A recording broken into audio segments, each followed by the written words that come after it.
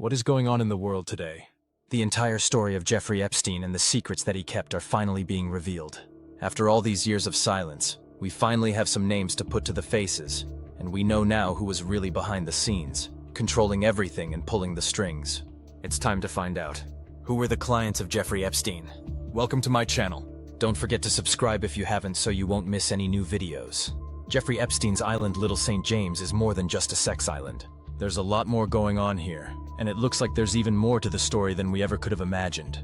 From documents found on his computer, it appears that he had an entire store filled with all of the secrets that he collected while running his sex trafficking business. There were hard drives full of pictures and videos that he gathered from his victims. And not only did he keep their secrets, but he also used them to blackmail and coerce other high-profile people into doing what he wanted. It looks like Epstein had a secret store where he kept everything. Let's find out what was inside. The first item on our list is the photo album. In the recent documentary about Epstein's crimes called Victim's Voice, one of his victims finally got her say after all these years. She revealed how he threatened her, and she felt like she had no way out. He would tell her things like, "You can't leave until I say you can go." But what he didn't know was that she had brought a hidden camera with her onto the island, and she secretly filmed him telling his slaves what they can and can't do, what they should and shouldn't wear. This is the reason why Epstein was so paranoid about having his picture taken. He didn't want anyone to be able to identify him or remember his face. If someone could remember what he looked like, then that person might be able to identify him in a lineup or remember who he is in court. But there was another reason why he didn't want his picture taken. On the island, Epstein demanded that everyone call him Fat Tony, even though his real name is Jeffrey Epstein. But he hated being called that. So he took pictures of all the people on the island who called him by that name. That way he had proof that they knew what he told them not to call him. Then he created a whole album of those pictures. He made sure that everyone who stepped foot on the island knew that he was watching them. At least he hoped that they thought he was watching them. Now let's move on to number 2 on our list, the video store. There were dozens of hard drives found on Epstein's computers containing footage of him abusing these women. He used this footage as blackmail material. He would use the videos to threaten his victims into coming back for more abuse. Or he would use them to blackmail high-profile people who had been caught on camera with his victims. We don't know who these people were because the names on the files were numbers instead of actual names. But judging by the content of the videos, we can guess that some of the most powerful men in the world were caught on camera doing things they weren't supposed to be doing. Now let's move on to number 3 on our list, the document vault.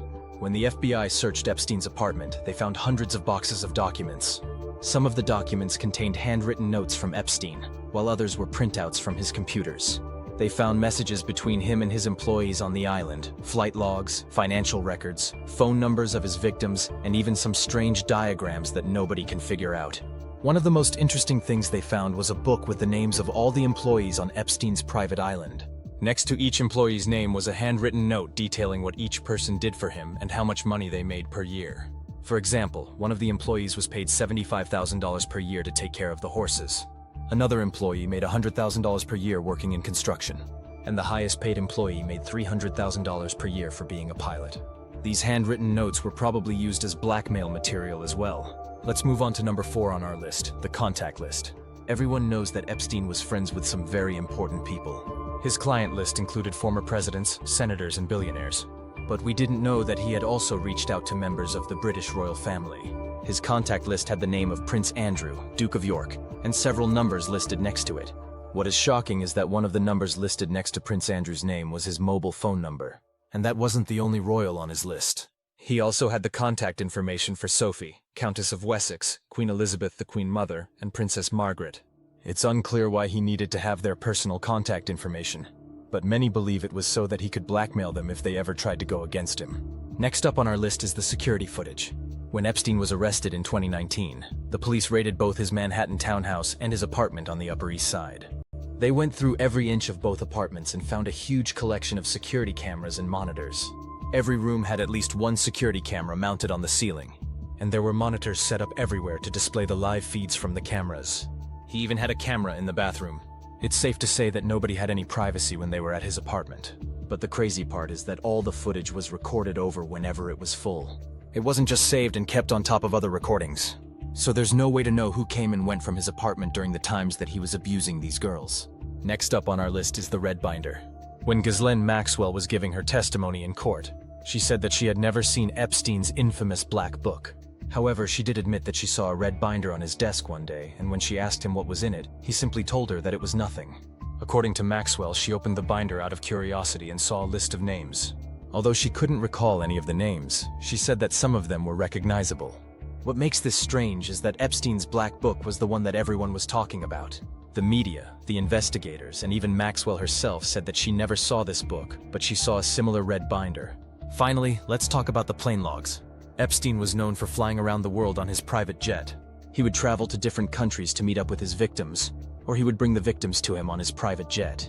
Since he flew so often, he needed a way to keep track of all his trips. So he kept detailed logs of every flight. In the plane logs, he wrote down the date of each flight, where he departed from, where he landed, who was piloting the plane, and a brief description of the purpose of the flight.